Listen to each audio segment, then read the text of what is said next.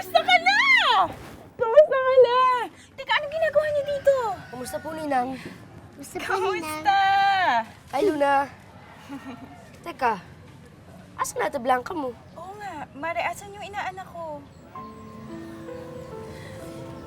Nagkasakit kasi ng malubha si Blanca eh. Hindi ko siya kayang ipagamot. Kinailangan ko muna siyang ipaampon. Ha? Teka, kailan pa? Kanino mo siya binigay? Hindi kita hinuhusgahan, Rowena. Kasi, alam mo kung ako yung nasa sitwasyon mo, uunahin ko rin yung kapakanan ni Toti eh. Ipapaampon niyo ako, Nay? Sino may sabing pwede kang sumabat sa mausapan na matatanda? Ha? Sige na, may pag-uusapan muna kami. Doon na muna kayo. Sige na. Sige na. Tara, Luna.